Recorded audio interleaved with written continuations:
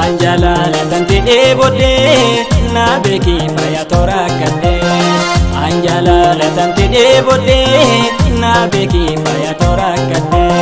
Si arganna watu naragala kokofla alala yo kunte te suna habira gamajun biya onera yo kunte te suna habira gamajun biya onera.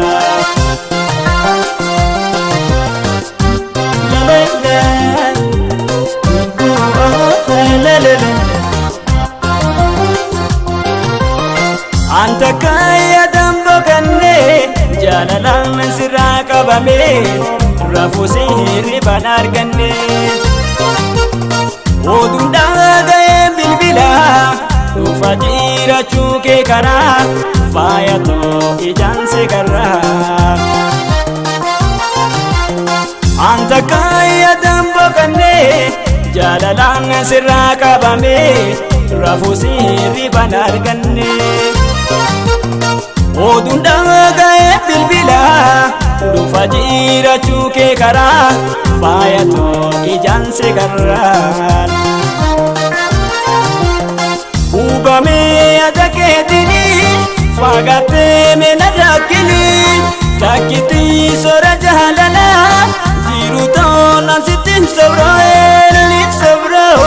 ni sobroo naafi mi qoricha jaalala ni sobroo naafi mi qoricha jaalala.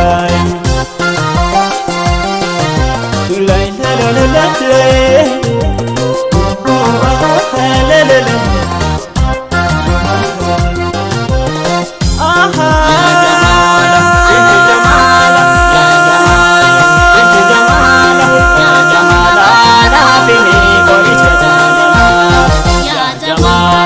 Inti jamala, ya jamala, inti jamala, ya jamala, nabi mi qoricha jaalala. Ya jamala, inti jamala, ya jamala, inti jamala, ya jamala, nabi mi qoricha jaalala. Ya jamala, nabi mi qoricha jaalala.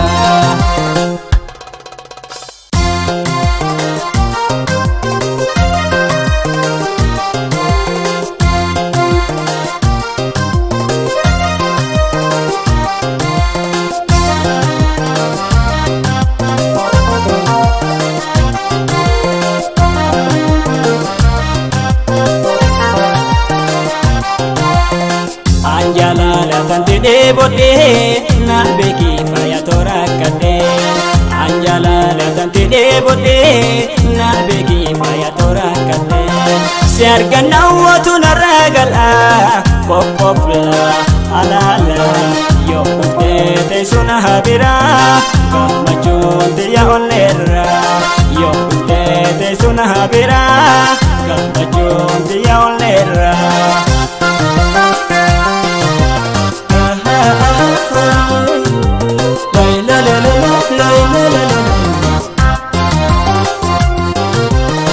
Barshiftuu sheenaa jaalala ni oftuu daa'ima walala yaada keetiin alaanala. Hawwi muuza masnoo lagaa ililii azeeba dhugaa sabboontuu uumamee dhagaa. Barshiftuu sheenaa jaalala ni oftuu daa'ima walala yaada keetiin alaanala. Hawwi uuza masnoo lagaa ililii azeeba dhugaa sabboontuu uumamee dhagaa.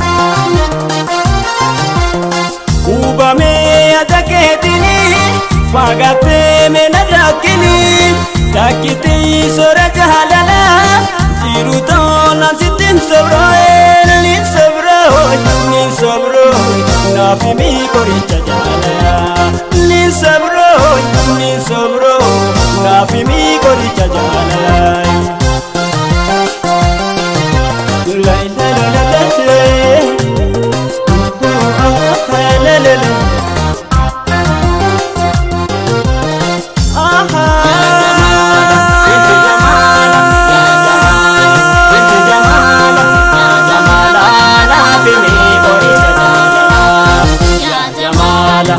Jamala, ya Jamala, binti Jamala, ya Jamala, Nabimi qoricha jaalala, ya Jamala, binti Jamala, ya Jamala.